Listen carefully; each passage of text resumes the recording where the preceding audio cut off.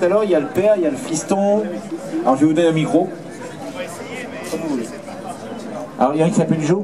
Ouais, Joseph que j'appelle Joe. Joe, donc comme Johnny, non non, pas comme Joe. Et c'est lui qui a fait le pilote. Bonjour d'abord. Bonjour à tous. Ouais. Donc Joe a fait le pilote ce matin, parce que c'est aussi une passation sur génération, c'est sympa. On parle bien dans le micro. Voilà, et voilà, donc c'est une voiture que j'ai achetée il y a un peu plus de 2 ans et demi. J'ai eu l'occasion il y a 30 ans de rouler avec la même, mon frangin avait la même. Et ça m'a. Il y a 30 ans. Il y a 30 ans. Celle-ci, elle est de mai 91. Celle de mon frangin était de 92, mais c'était quasiment la même. Et puis ben, la mémoire, ma mémoire a été marquée. La mémoire, puis, la nostalgie aussi. La nostalgie, ouais. Et le plaisir aussi, c'est des voitures qui sont très, très marrantes, très sympas. Et puis je l'ai trouvée il y a 2 ans et demi dans l'est de la France. Et puis voilà, on se fait plaisir. Et c'est une voiture qui est très sympa, qui est facile d'entretien, qui devient collector, parce que celle-là, elle a 32 ans. Et on peut rouler au quotidien avec. L'entretien, c'est l'entretien d'une voiture classique. Hein. Voilà. Alors tu as bien résumé ce que c'est qu'une Mazda MX-5. C'est comme ça qu'on l'appelle. Hein, à l'époque, aux États-Unis, elle s'appelait Miata. D'ailleurs, le modèle qui a été présenté en 1989 n'était pas du coup prévu pour l'Europe. C'était un modèle qui était prévu pour les États-Unis, hein, puisqu'il y avait un marché à prendre là-bas. Et les Français, bon, ils disent nous, enfin, il n'y a pas que les Français, je pense que les autres aussi, les Italiens, les Anglais, ils disent bah, nous aussi, on voudrait bien avoir ce modèle-là en Europe. Et donc, très vite, Mazda dit OK. Et c'est vrai que ça, tout de suite, les ventes se sont envolées. Et donc les premiers modèles en France datent des années 90, hein. Les modèles 89 étaient exportés donc aux États-Unis. Et bah oui, parce que moi je possède ce même modèle, rouge également, qui est garé par là-bas. Et le mien est de 90. Encore plus rudimentaire que celle-ci, parce que moi j'ai pas les vitres électriques et j'ai pas de direction assistée. Voilà. C'est les 2 options qu'il y a sur celle-ci, ouais. Voilà. Alors c'est vrai que la direction assistée c'est pas mal, parce que c'est vrai qu'à l'arrêt, bon, la direction est un peu dure. Mais sinon en roulant, il n'y a pas besoin de direction assistée. Bon, les vitres électriques, ça peut être un plus. Bon. Mais sinon c'est les mêmes voitures. Ouais, exactement. Voilà, avec le 1600, le petit 1600. 1600 injection de 115 chevaux. Voilà. Exactement. Pour un poids de 900 et quelques kilos. Double arbre quand même. Double arbre à cam. Double arbre à cam. C'est un joli moteur qui était monté sur les 323 de l'époque, qui devait tirer dans les 180 chevaux. Donc c'est un moteur qui a été dégonflé, qui est hyper fiable. La voiture est relativement légère. Très légère, 900 kg, la conduite c'est marrant. Ouais, très voilà. ludique. Oui, c'est vraiment... Très maniable, c'est un jouet. Voilà, il y a un petit levier de vitesse, donc c'est très très sympa. Il y a une conduite pseudo-sportive quand même, c'est une propulsion, donc on peut se faire un peu plaisir. Il faut préciser qu'à l'époque, quand Mazda a sorti ce modèle, les cabriolets n'étaient plus à la mode. On était passé dans l'ère des GTI dans les années 80, tout le monde avait des voitures GTI, les cabriolets ne se vendaient plus. Tous les grands constructeurs avaient abandonné. Et quand on a vu Mazda sortir ce coupé, enfin ce cabriolet, ils se sont dit ils vont se planter parce que c'est plus à la mode. Et bien sûr, c'est tout le contraire qui s'est passé. Mazda a remis à la mode les petits cabriolets. Tout le monde a suivi après. J'ai compté sur le parking, là il y a 10 Mazda MX-5 de la NA, donc les premières c'est les types NA. Les NA, NB, deuxième, NC et ND. On est rendu à la ND voilà. aujourd'hui. On a la blanche là qui est une NC. NBFL, alors des 1600, des 1800, des boîtes 6, des séries spéciales, on s'y perd un peu. Voilà, de 90 à 180 chevaux pour les dernières générations, de mémoire. Voilà, donc c'est... Alors pour la petite histoire, Mazda, lorsque le designer a dessiné cette voiture, il s'est inspiré des Triumph Spitfire et des Lotus Elan. Surtout de la Lotus Elan, je dirais. Ouais, beaucoup la Elan, et le grand patron de Mazda était dubitatif, ça marchera jamais, etc.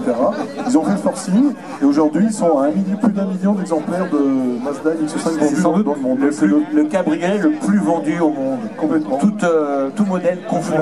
confondue. C'est incroyable comme ce modèle a pu révolutionner dans son domaine, dans cette niche, le cabriolet. Et c'est un modèle, comme beaucoup de véhicules de collection, mais la Mazda c'est un petit clin d'œil, c'est vraiment intergénérationnel. J'ai vu des gens qui roulaient aujourd'hui avec des types ND ou NC, c'est des gens qui ont une trentaine, une quarantaine, une soixantaine. Il n'y a pas d'âge. Me concernant, il n'y a pas d'âge. De 18 à 77. En général, quand on essaye une petite Mazda comme ça, MX-5, on en tombe amoureux et on ne veut plus lâcher le volant. L'essayer, c'est l'adopter. Ouais. C'est l'adopter, exactement. Je confirme. Moi, personnellement, j'ai eu des NB avant et la NA est encore plus sympa. Voilà, ça, c'est affaire de goût. Et puis il y a des petits phares à l'avant, le pop-up. Bon, le seul modèle avec les phares rétractables, les premières séries. Et le moteur, c'est une fiabilité incroyable. On tourne la clé et on s'en va. C'est une fiabilité incroyable cette voiture. Hein, c'est pas comme les modèles Lotus Elan que j'adore pourtant, hein, mais qui n'avaient pas la même fiabilité. Ouais. Voilà. Là ce matin, elle n'avait pas roulé depuis 2 mois, elle a démarré comme hier. Donc c'est bien, c'est aussi un état d'esprit. On est tranquille. Moi je m'en sers comme c'est ma seule voiture, donc c'est un véhicule un petit peu au quotidien. Hein. Bon, le coffre est petit. Alors le coffre, faut pas oublier que c'est de place, donc on va partir à 4 ou 5 dans la voiture. Il y a la Véronique pour mettre les valises dessus. Ah, la fameuse Véronique. Voilà. Non, alors c'est toujours le... Non, parce que lorsque vous montez... Ouais. Alors si, il y a 2 façons de monter les Véroniques. Enfin, je parle de... Oui, pas de bagage.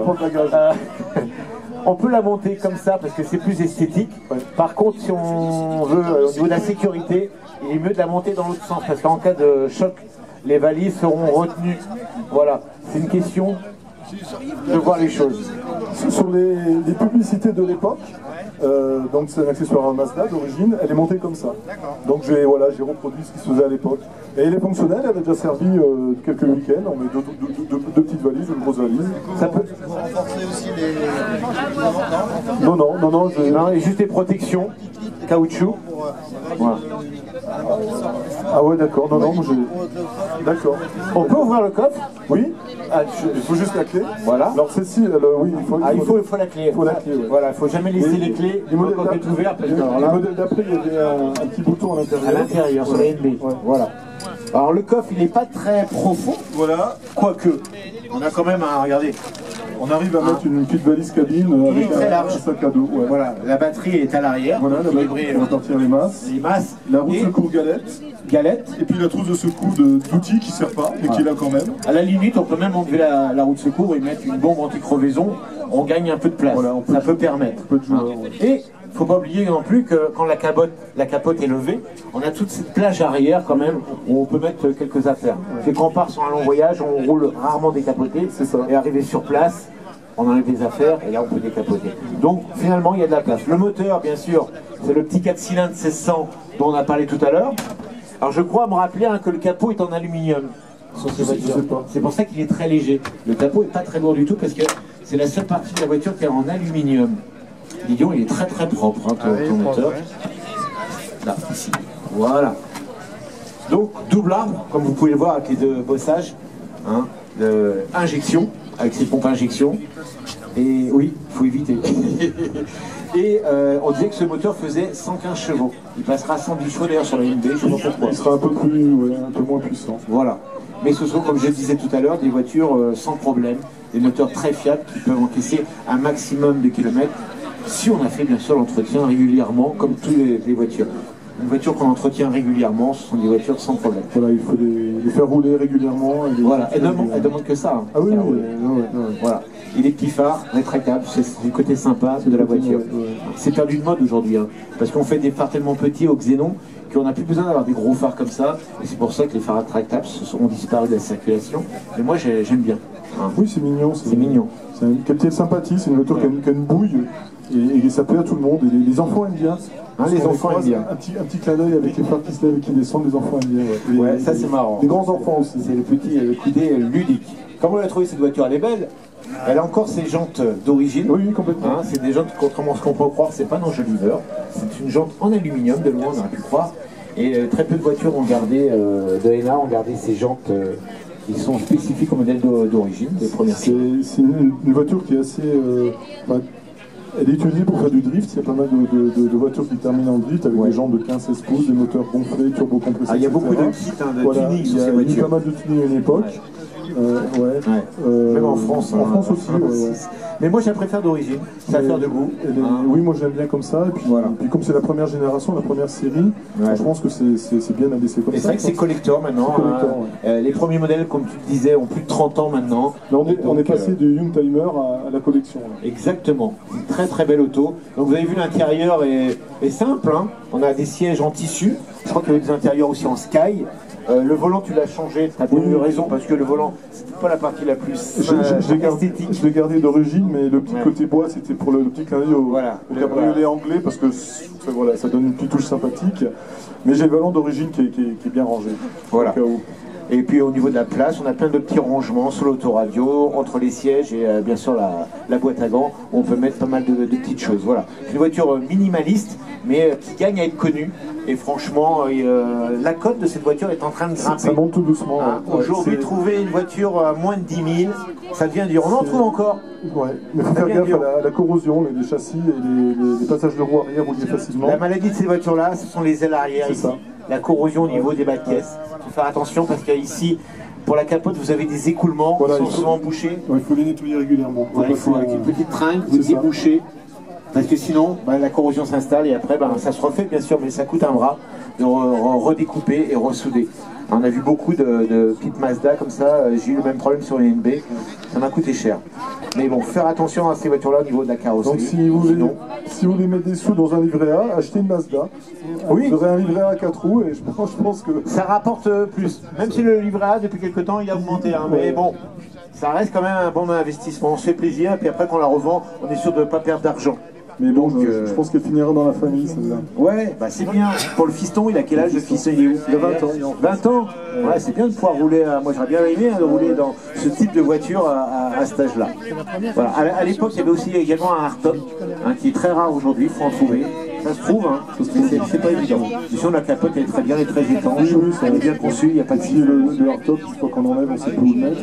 Ah, c'est vrai. Même l'hiver, on peut rouler avec un bon bonnet, on peut rouler si peut pas. Exactement. Même en Bretagne. Voilà, mesdames et messieurs, vous pouvez applaudir pour cette belle Mazda. Et c'est vrai qu'on parlait du levier de vitesse, il n'est pas très haut. Et c'est vrai que c'est un bonheur à conduire. Merci à toi d'avoir présenté cette voiture. Je vous en prie, merci à vous.